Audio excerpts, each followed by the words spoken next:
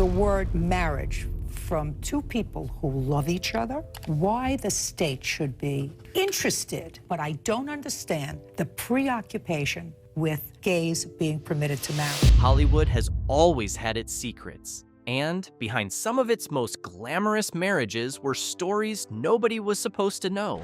Stories that only came out years, sometimes decades later. Today, we are looking at 12 famous actresses who had no clue their husbands were gay. Number 12. Judy Garland and Vincente Minnelli.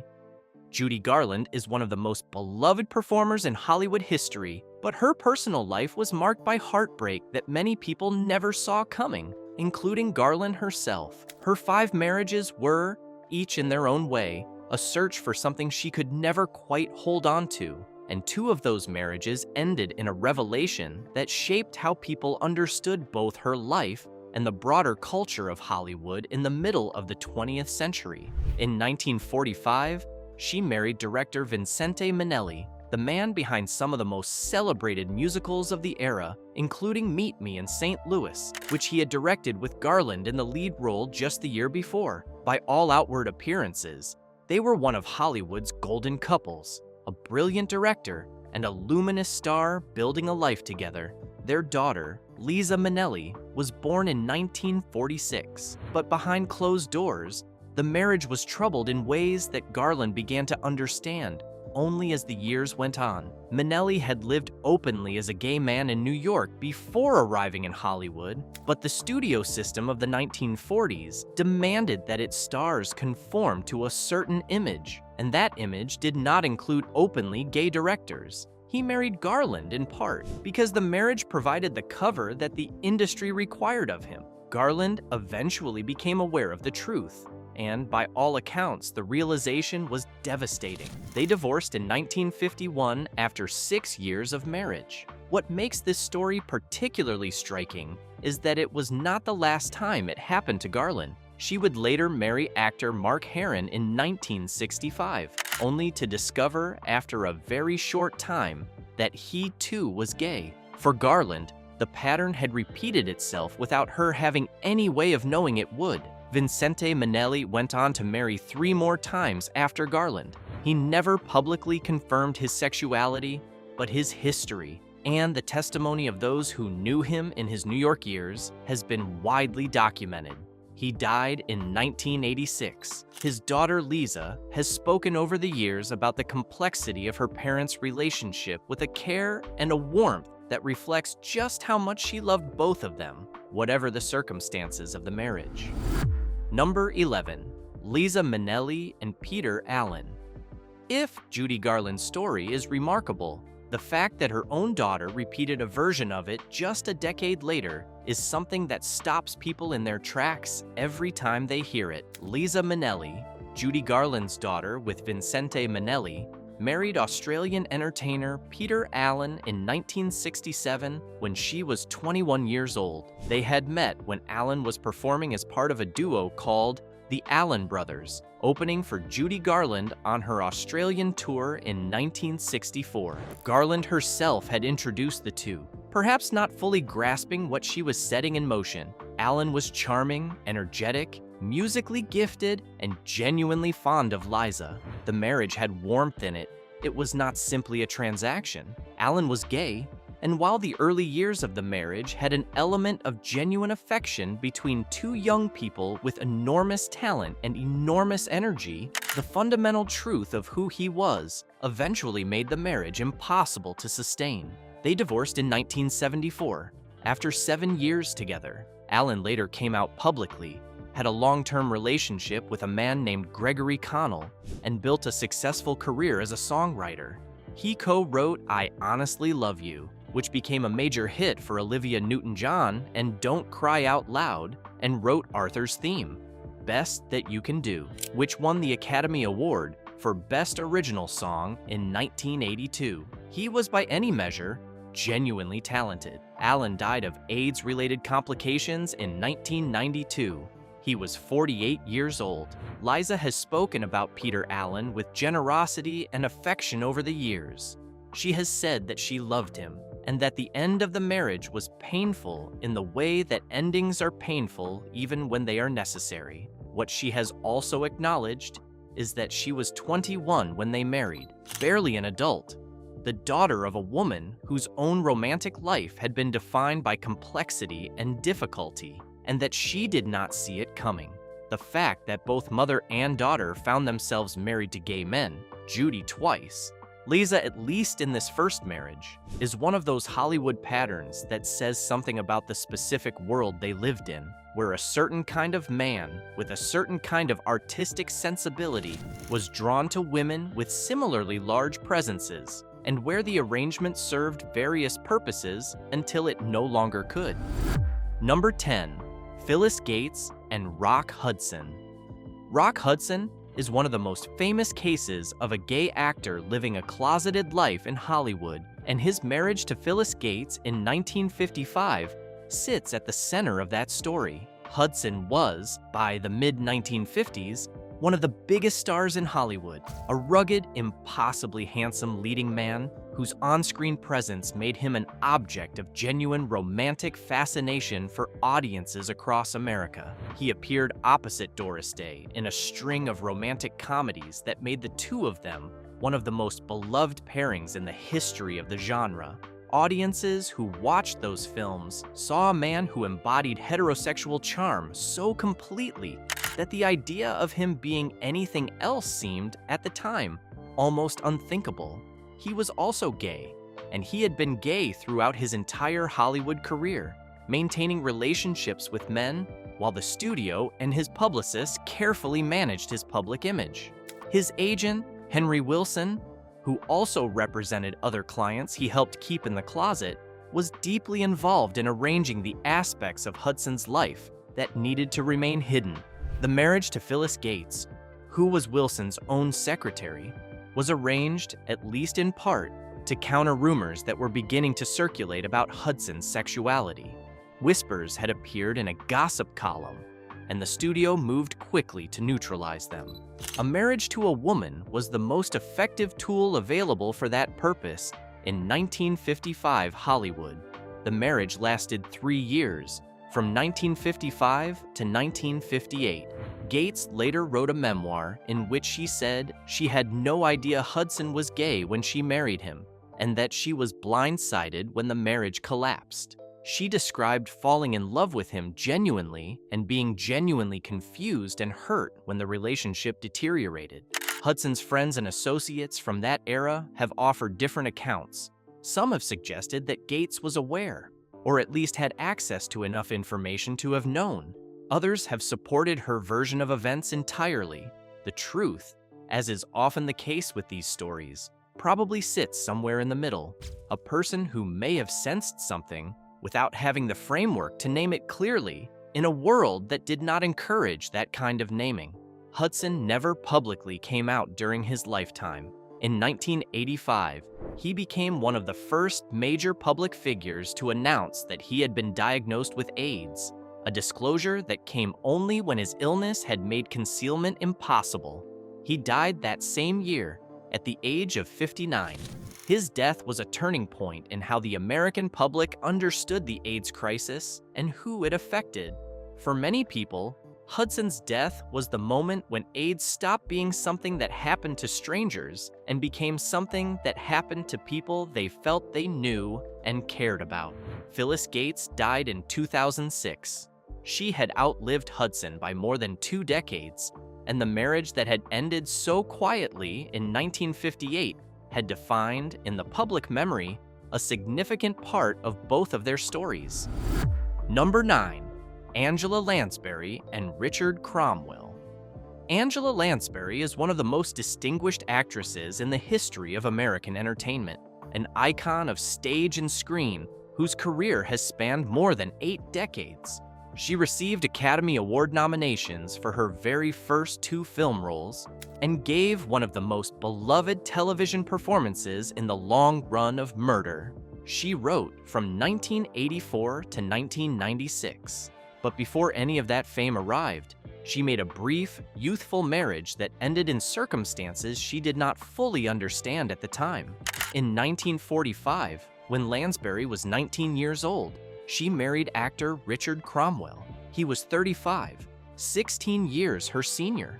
The marriage lasted less than a year. They divorced in 1946, and at the time, the reasons for the breakup were not publicly disclosed. In the world of 1940s Hollywood, the quiet end of a brief marriage was not something that required public explanation. Cromwell was gay. Lansbury revealed this fact many years later, saying that the marriage ended because of his sexuality and that she had not known about it when they married.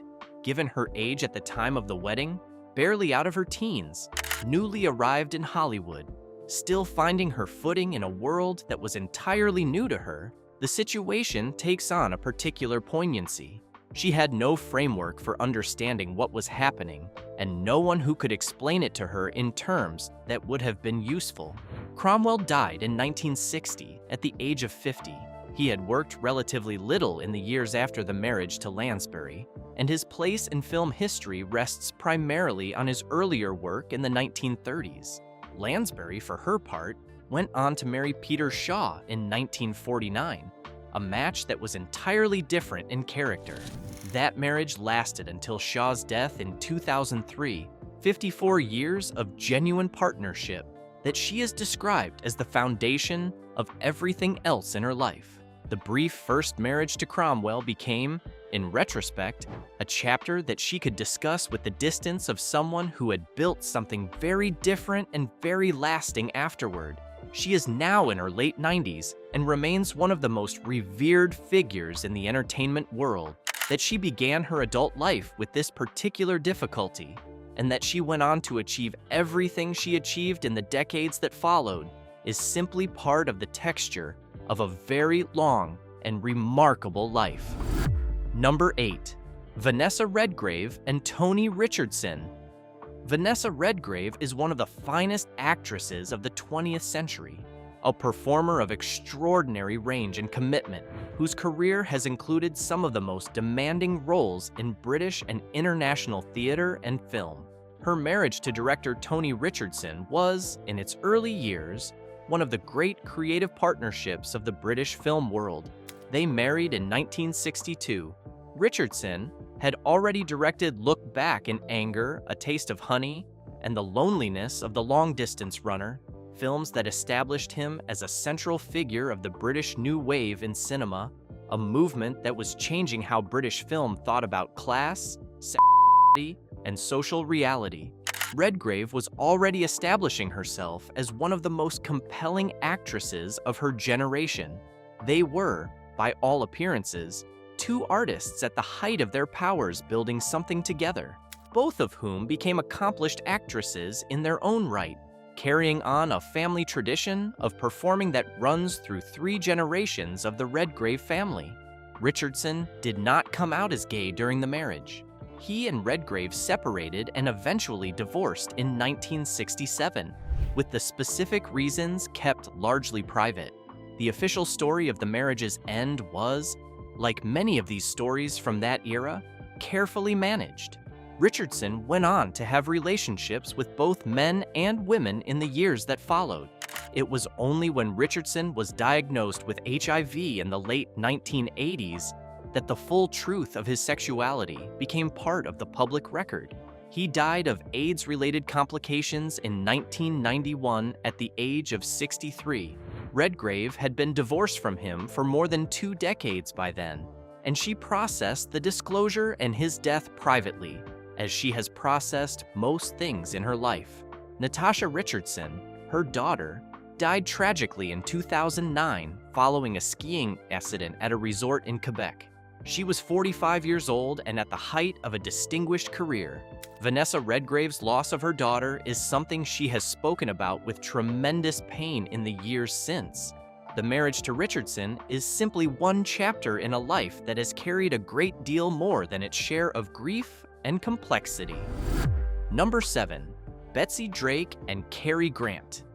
Cary Grant is widely considered one of the most charismatic actors in the history of Hollywood, a performer whose combination of wit, physical grace, and understated charm placed him in a category that very few actors in the history of the medium have ever occupied. He was also a man whose private life was considerably more complicated than his public image suggested. Grant was married 5 times across his life. His second wife was actress Betsy Drake, whom he married in 1949 after the two had appeared together in the 1949 film Every Girl Should Be Married. Drake was a thoughtful, intelligent woman who became, later in life, a psychotherapist. Her interest in the inner life of people was genuine and sustained.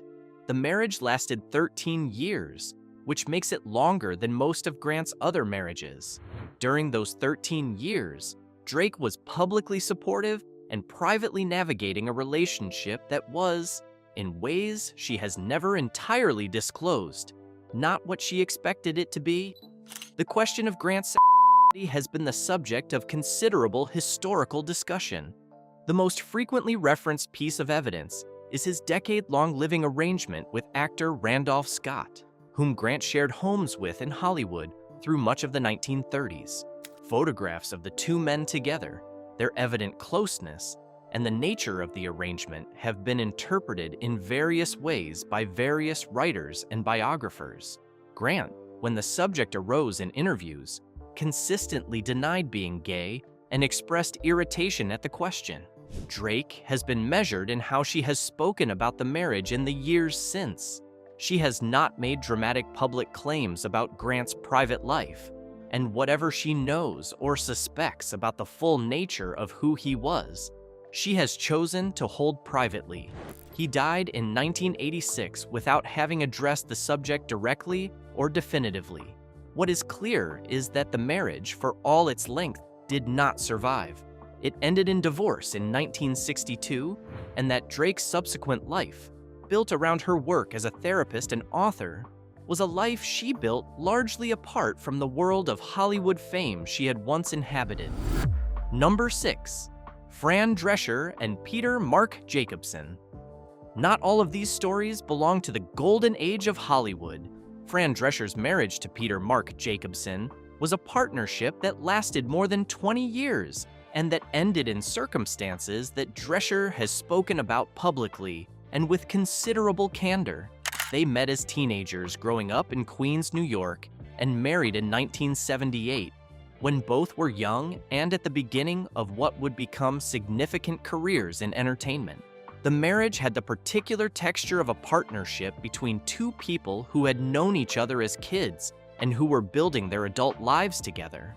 There was real history there, real shared experience, real friendship underneath everything else. Jacobson went on to become the co-creator of The Nanny, the hugely successful sitcom that ran on CBS from 1993 to 1999, and that made Drescher one of the most recognizable faces in American television. The show was, in a very direct sense, a product of both of them.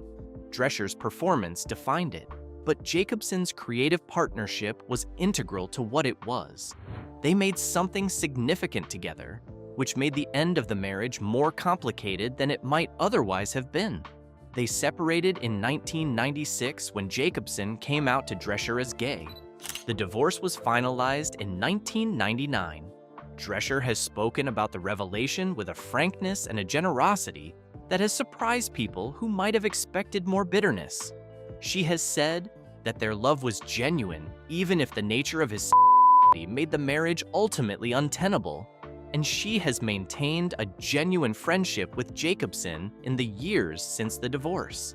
They have continued to work together professionally on various projects, a collaboration that speaks to the unusual depth of what they managed to rebuild after the end of the marriage.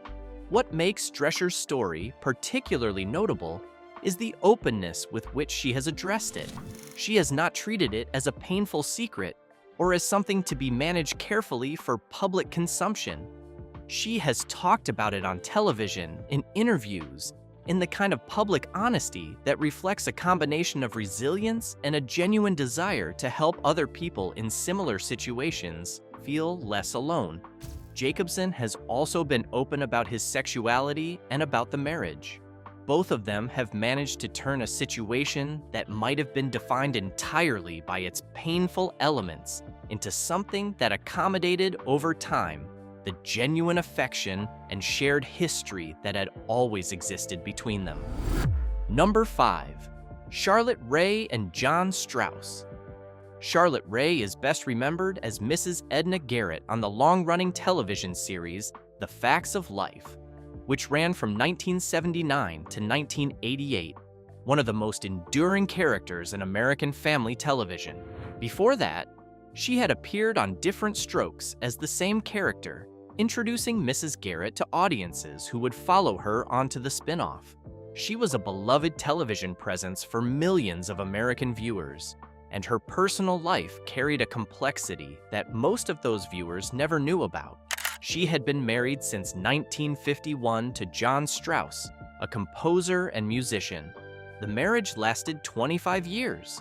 During that time, they had 2 sons together, Andrew and Larry, and built what appeared from the outside to be a stable and functional partnership through the decades of Rae's developing career. 25 years is long enough to make a shared life feel genuinely solid, genuinely established. In 1976, Strauss came out as gay. The marriage ended. Rae, who was 50 years old at the time, found herself starting over in ways she had not anticipated and had not prepared for. She spoke about the experience in her 2015 memoir, The Facts of My Life, with honesty about how difficult it had been and how unprepared she had felt. She wrote about the shock of the revelation, not necessarily that she had suspected nothing, but that 25 years of shared life had contained this truth that was simultaneously so significant and so separate from the daily texture of what they had built. She described the grief of it alongside the understanding that eventually came, an understanding that her husband had been dealing with something he himself had not been fully able to acknowledge or address across all those years. What is particularly notable about Charlotte Rae's account is the compassion she extended towards Strauss in writing about him. She did not frame the marriage or its end as a story of betrayal exactly. She framed it as the story of 2 people who had genuinely tried and whose trying had reached a limit that neither of them had anticipated. That kind of generosity, especially after 25 years and 2 children and everything that comes with that length of shared life, is not nothing. Charlotte Rae died in 2018 at the age of 92, having spent decades after the divorce building a career that gave her some of her greatest public recognition. The Facts of Life years came after the marriage ended, which means that the Mrs. Garrett that America fell in love with was a woman who had already navigated one of the most disorienting experiences of her personal life. Number 4. Barry Berenson and Anthony Perkins. Anthony Perkins is one of those actors whose defining role, Norman Bates in Alfred Hitchcock's Psycho in 1960, was so overwhelming in its cultural impact that it followed him throughout his career and his life. He was also a man who spent decades navigating his own sexuality in private, while maintaining a public identity that did not reflect it. Perkins had relationships with men throughout the 1950s and 1960s, relationships that were known to people close to him, but carefully kept from public view. In 1973, he married photographer and model Barry Berenson, the granddaughter of fashion designer Elsa Schiaparelli and the sister of actress Marissa Berenson. Barry Berenson has been described by people who knew her as having been genuinely in love with Perkins and genuinely unaware of the full history of his private life before the marriage.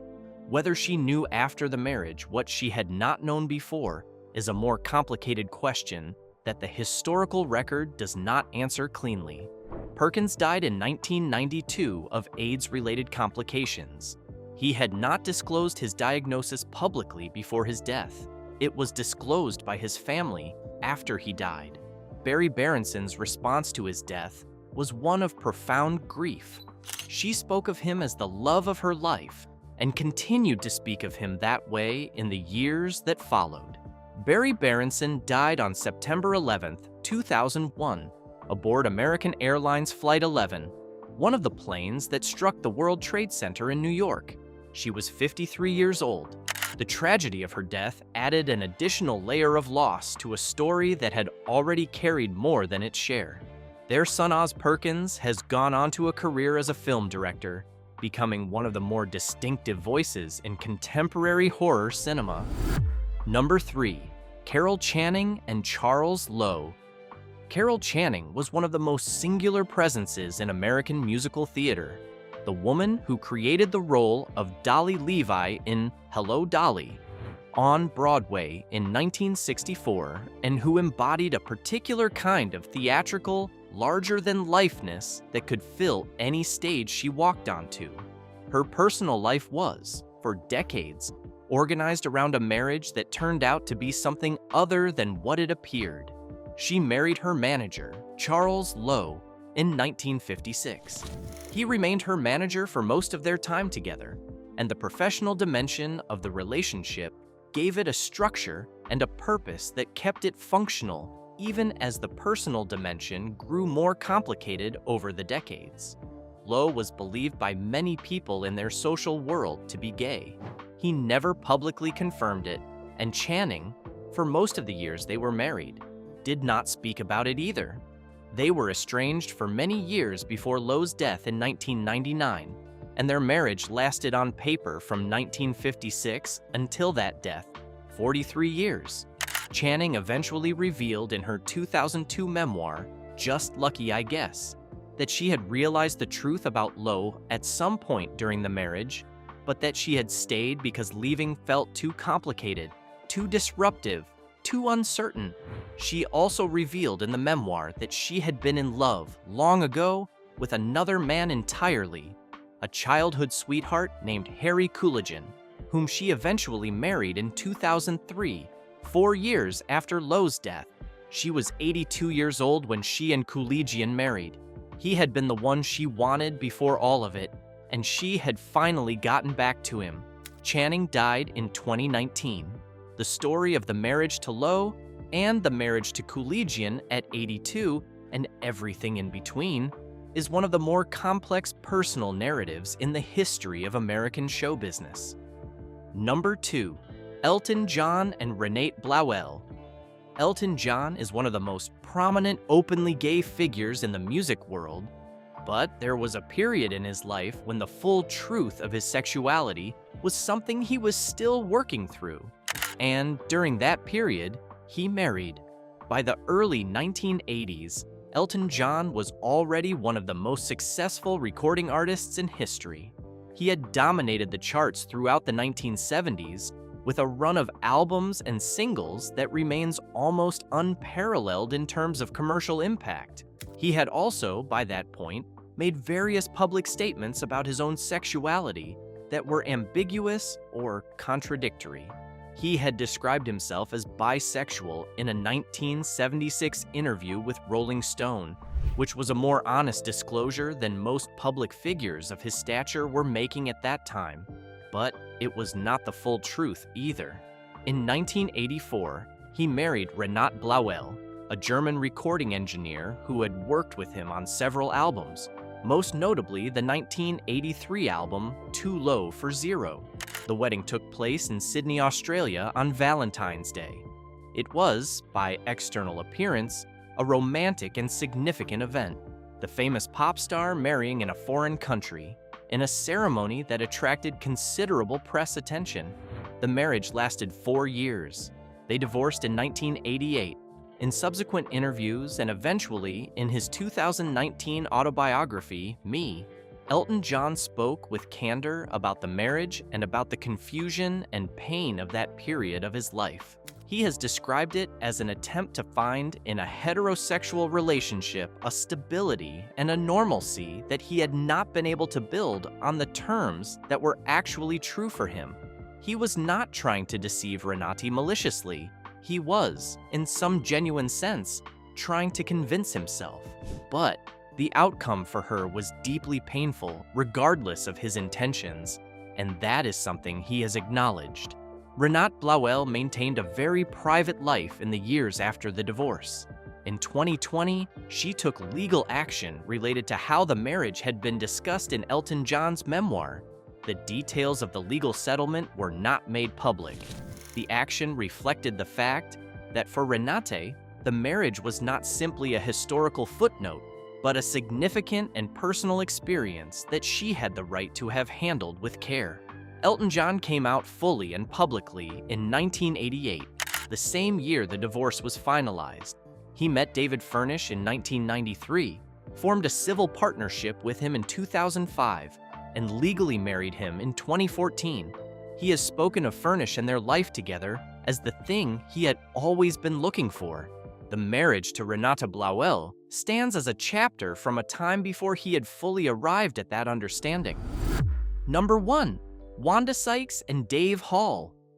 Wanda Sykes is one of the most successful comedians and actresses of her generation, a performer whose timing and wit have made her a fixture in American comedy for more than 3 decades. She is also, since 2008, openly gay, and she was, before that, married to a man. Sykes married Dave Hall in 1991. By her own subsequent account, she was not fully aware of her own at the time of the marriage. Not in the way that makes it a simple story of a gay man deceiving an unknowing wife, but in the more complicated way that reflects how difficult and confusing the process of understanding one's own identity can be, particularly in earlier decades when the cultural framework for that understanding was considerably more limited. The marriage lasted 7 years. They divorced in 1998. In 2008, Sykes publicly came out as gay at a rally in Las Vegas, protesting Proposition 8, the California ballot measure that had banned same-sex marriage. The announcement was both personal and political. She was not simply sharing information about herself, but aligning that disclosure with the broader cause of marriage equality. Later that year, she married Alex Sykes, with whom she has twins. She has spoken about her first marriage with honesty, acknowledging that it was a period in her life during which she was still figuring out who she was, and that Dave Hall was not a villain in that story, but simply a person who had married someone who was on a journey she had not yet completed. Unlike some of the others on this list, Sykes' story is one in which the wife, not just the husband, was navigating questions about identity. It complicates the simple framework of the video's premise in a way that is worth acknowledging, because not all of these stories are the same story, even when the surface details look similar. Hollywood has always been a place where public image and private reality existed in separate rooms. The women on this list, some of them icons of the golden age of Hollywood, some beloved figures in American television and entertainment, some of them now gone, each experienced, in her own way, the particular difficulty of discovering that the person she had built a life with was not entirely who she had believed him to be. These stories come from different eras, different circumstances, and very different degrees of knowing and not knowing. Judy Garland's story is inseparable from the studio system that enforced a particular vision of who its stars were allowed to be. Rock Hudson's story is inseparable from the AIDS crisis that eventually made concealment impossible. Fran Drescher's story is one of 2 people who loved each other genuinely, and then figured out, over time, that love was not the only thing that mattered. Wanda Sykes' story is one in which the lines are more blurred than the others, because she too was on a journey of self-discovery during the years of her first marriage. What connects them is not a simple shared experience of deception. It is something more complicated, the experience of building a life with someone and then discovering that a fundamental aspect of that life was built on a foundation that could not hold. What each of these women did after that discovery, how they rebuilt, how they spoke or did not speak about what they had been through, how they carried the experience forward, is different in every case. Most of them kept going. Most of them built lives and careers that outlasted and outgrew the marriages that ended in this way. Angela Lansbury's 54-year second marriage, Fran Drescher's unusual post-divorce friendship with Jacobson, Carol Channing marrying her childhood sweetheart at 82, Liza Minnelli continuing to perform with the same electric commitment that defined her from the beginning. These are not the endings of broken people. They are the continuations of complicated, resilient lives. If you enjoyed this video, please like and subscribe to our channel so you never miss out on more fascinating stories.